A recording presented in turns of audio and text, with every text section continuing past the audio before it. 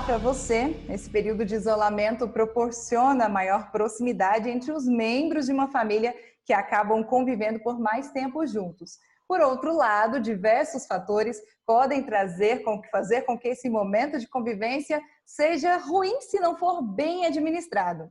A psicóloga e professora do UNASP, doutora Ivana Casali, também coordenadora do curso de Psicologia da instituição, está mais uma vez aqui conosco e vai falar sobre essa questão de convivência domiciliar. Será que é fácil? Tem um caminho certo para isso?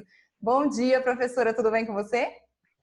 Tudo bem, bom dia. Muito obrigado por mais uma vez terem me convidado aqui para estar junto com vocês e junto com todos que estão assistindo aí do outro lado. Professora, por que, embora façam parte de uma mesma família, as pessoas ainda apresentam certa dificuldade de convivência, principalmente nesse período de quarentena? Todos nós temos nossos estilos pessoais, a gente tem hábitos, tem pensamentos, tem questões de valores, formas de reagir, de enfrentar as situações. E quando a gente convive, a gente tem que fazer com que essas formas encaixem com as outras pessoas. Aí nós temos principalmente diferenças na convivência, diferenças de hábitos, a gente tem que tolerar as diferenças entre as pessoas, enfrentar essas diferenças que nós temos com as outras pessoas. E já é difícil a gente conviver com a gente mesmo, né? Agora, nesse período de quarentena, muita gente fica sozinha e também tem que enfrentar a solidão e aprender a conviver com ela mesma. Mas para aquelas pessoas que não estão sozinhas, que estão convivendo aí numa família, acabam tendo que enfrentar mais dificuldades, porque é aprender a conviver com eles mesmos, com as questões deles, trancados talvez dentro de uma casa e também conviverem com os estilos pessoais das outras pessoas que estão em volta. E nesse momento de quarentena, que todos nós estamos sendo, digamos, obrigados a ficar dentro de casa, acabam acontecendo talvez alguns conflitos. Alguém quer fazer de um jeito, alguém quer fazer de outro jeito, alguém tem um horário assim, outro horário assim. Então, é um momento que coloca assim, um desafio para essa convivência. Participa também conosco da conversa o Marcelo Matos, que trabalha conosco na Rádio UNASP, e ele também tem uma pergunta. Marcelo, bom dia, tudo bem? Olá, Luciana. Olá, professora Ivana. Olá, você que se liga no nosso canal no YouTube também, em radionasp.com.br. Professora, nós temos notícias de que na China o isolamento causou aumento exponencial de divórcios. Quais ações podem ser realizadas para evitar que isso aconteça com a gente? Essa notícia rodou o mundo. E por que na China? Porque a China foi o primeiro país que realmente enfrentou toda esse contágio, né? essa questão do coronavírus, e foram os primeiros a fazerem avaliações, a fazerem estudos. O que aconteceu pós-quarentena? E realmente aumentou muito o número de divórcios e também o número de ligações por violência, que eu acho que é mais preocupante ainda do que propriamente essa decisão de se afastar ou não. Nós temos, dentro desse período, pessoas que vivem tanto em conflito, muitas delas porque não sabiam conviver. Muitos casais que não sabiam conviver, muitos pais que não sabiam, talvez, manter uma comunicação, maior número de horas por dia com os filhos. Então, essa quarentena, como a gente colocou na pergunta anterior, representa um desafio. E diante desse desafio, nós precisamos ativar um sistema de habilidade de adaptação, habilidades que a gente fala, habilidades de convivência interpessoal, que a gente pode falar daqui a pouquinho sobre algumas delas, porque senão vai cair nisso. Inclusive, no Brasil, aumentou 50% o número de ligações para reclamar ou apontar algum tipo de agressão dentro de casa. Então, são dados alarmantes e a gente realmente tem que não só manter a saúde física, mas também garantir a saúde mental, e a saúde mental envolve eu sozinha, mas envolve as pessoas que estão convivendo comigo lá dentro da mesma casa. Então, tem uma série de habilidades que a gente tem que colocar, seja na relação conjugal, seja na relação parental, pai e filho, ou seja, na relação fraterna, irmão-irmão. Tá? Então, nós precisamos conscientizar as pessoas sobre essas características e sempre uma coisa que eu coloco como básica, para nós convivermos de forma adequada, além de desenvolver uma série de habilidades de convivência, nós precisamos sempre lembrar do seguinte, como diz a Bíblia, nós não podemos apontar o cisco no olho da outra pessoa se a gente tem uma viga no próprio olho. Então, antes de apontar, a gente brigou por que ele, por que ela, por que eles, o que eu estou fazendo de errado? Em que coisa eu posso melhorar dentro de casa? Será que eu tenho que ser mais tolerante? Será que eu estou falhando na comunicação? Será que eu não estou me colocando no lugar da outra pessoa? Então, primeiro nós precisamos isso, focar na gente. E aí, depois sim, como começar a colocar em prática essas habilidades mais específicas. Professora Ivana, embora estejamos todos num período muito junto e misturado dentro de casa, essa grande convivência, cada pessoa precisa ter o seu espaço, às vezes a gente precisa de silêncio.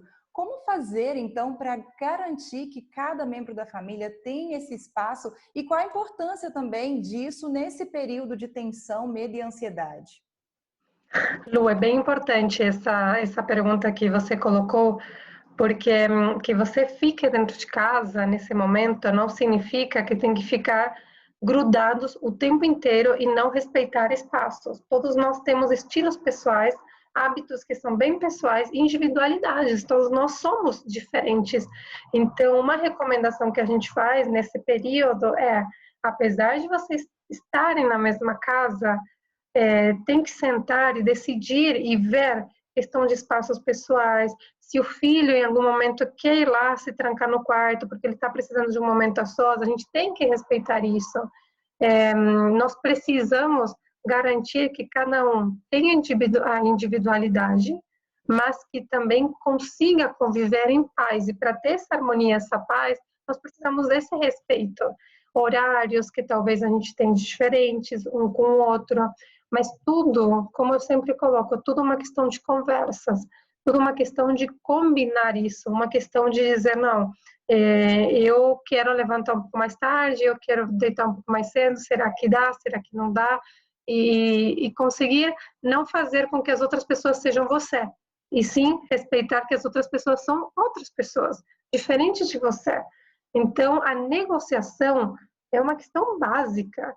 Eu sempre coloco isso, sim o respeito, sim a tolerância e sim a negociação, a flexibilidade, ou seja, famílias que são inflexíveis, casais que são inflexíveis, com certeza vai aumentar o número de discussões.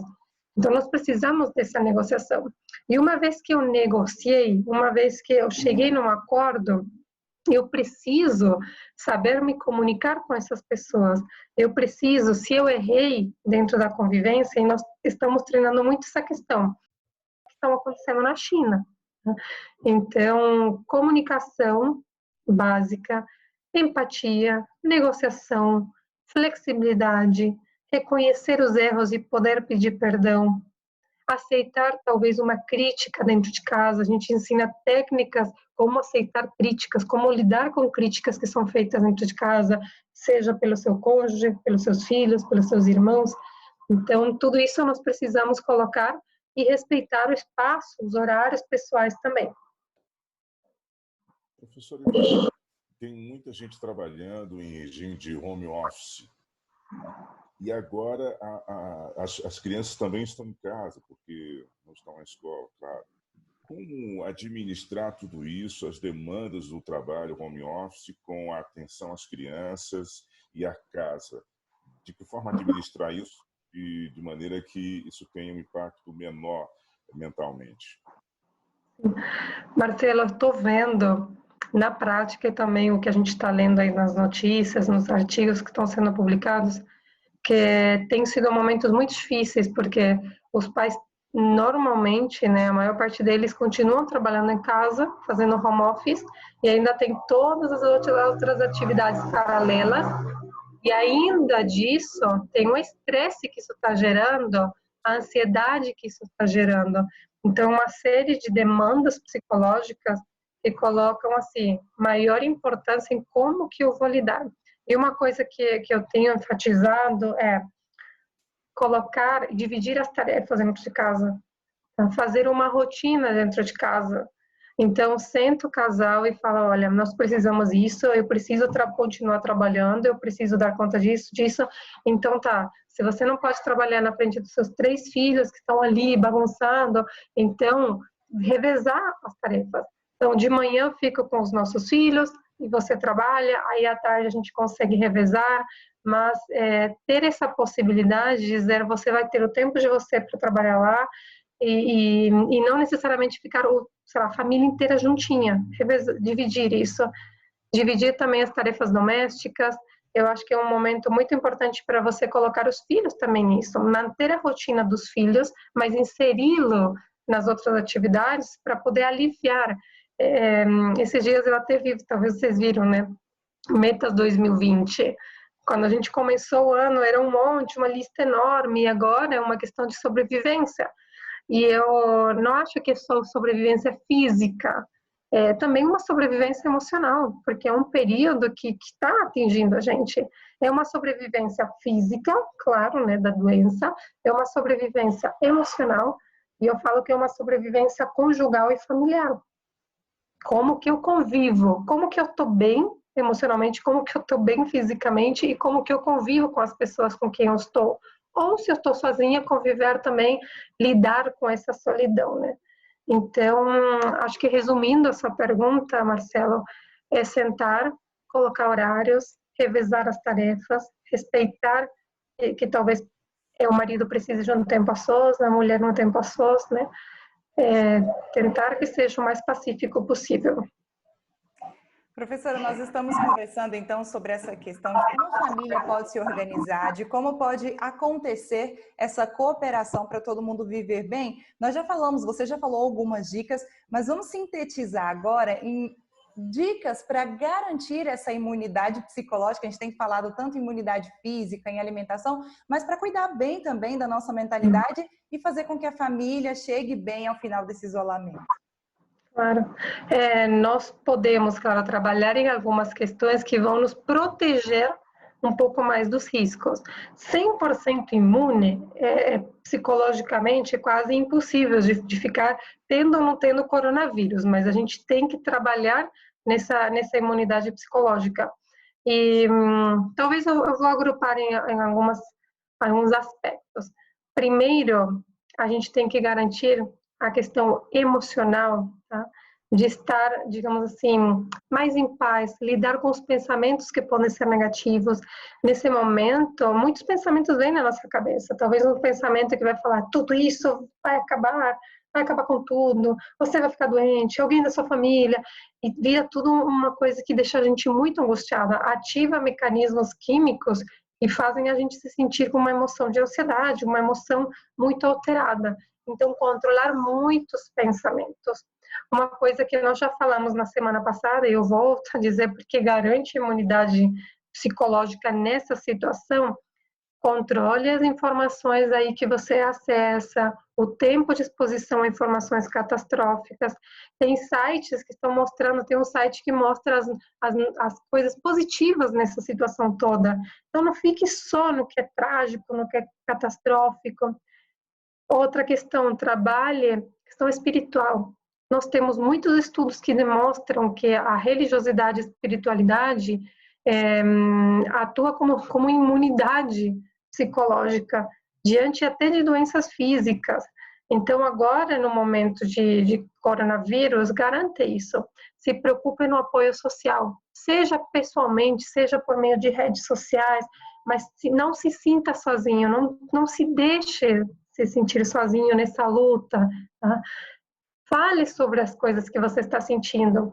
Se você esteja se sentindo agora muito ansioso, que você tenha problemas agora aí com estados de ânimo, que desce, que vai, problemas para dormir, porque você fica preocupado demais, não significa que você tem um transtorno, que você é problemático, significa simplesmente que a gente está enfrentando um momento de uma crise mundial que atinge a saúde mental.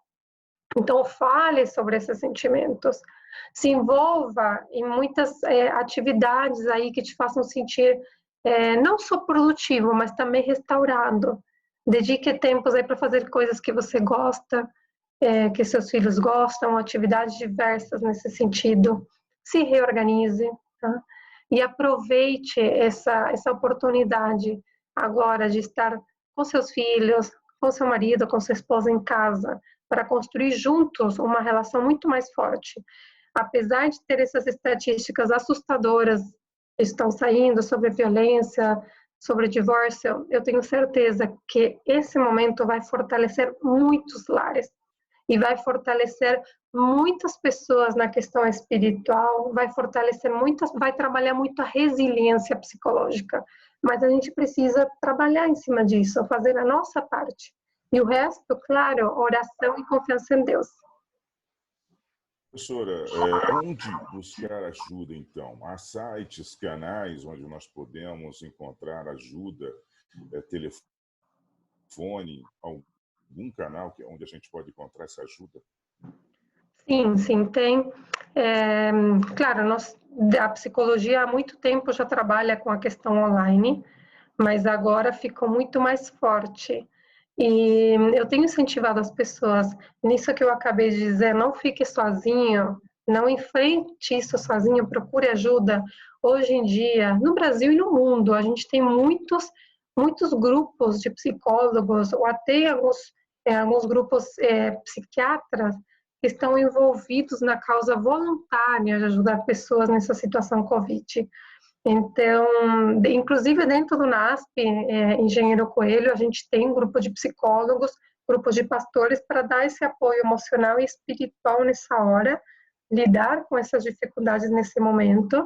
Então, procure, vai até a pastoral, ligue no ramal da pastoral, tem até o WhatsApp que a gente pode passar também para procurar essa ajuda. As associações também estão tendo seus grupos de psicólogos online, ou outras instituições que não têm vínculo direto com o NASP ou com o sistema de funcionamento adventista.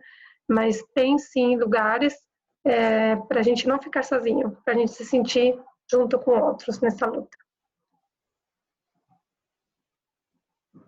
Professora, você falou do número de WhatsApp. Vamos passar para as pessoas que estão aqui na redondeza acompanhar e poder ter esse acesso a essa ajuda? Então, bora lá. O WhatsApp é o 19 97128 6116. É o WhatsApp da secretária da Pró-Reitoria de Assuntos Espirituais. E de acordo com sua demanda, se você tiver mais uma demanda espiritual ou uma demanda psicológica, aí eles encaminham e agendam com os psicólogos. Nós temos 7 psicólogos fazendo os horários a semana inteira, de manhã e de tarde, e também 13 pastores que estão dando atenção e aí suporte espiritual. Vou repetir o WhatsApp. 19 97128 6116. Tá? Então, a gente pode deixar por escrito também aí, mas não perca essa oportunidade, procure ajuda, que todos juntos vamos vencer esse momento. Esse momento vai acabar, estamos todos na mesma luta. Muito bom, uma mensagem aí de ânimo, de motivação. Professora participando mais uma vez conosco, a psicóloga, professora e coordenadora do curso de Psicologia do NASP, doutora Ivana Casali. Professora, muito obrigada pela sua participação. Muito obrigada mais uma vez, e qualquer coisa estou aqui para ajudar. Tenham um bom dia a todos. Agradecer também ao Marcelo por estar aqui conosco. Obrigado, professora, mais uma vez. Obrigado, Luciana. Você pode rever essas e outras entrevistas também no nosso canal do YouTube, o NASP FM. Se você ainda não é inscrito, é só se inscrever, ativar as notificações e ficar por dentro de todos os conteúdos. Continue conosco a qualquer momento, você pode ter várias informações aqui no nosso canal, também na rádio, o NASP 91.3, ou ainda no nosso site, radionasp.com.br. Até a próxima entrevista.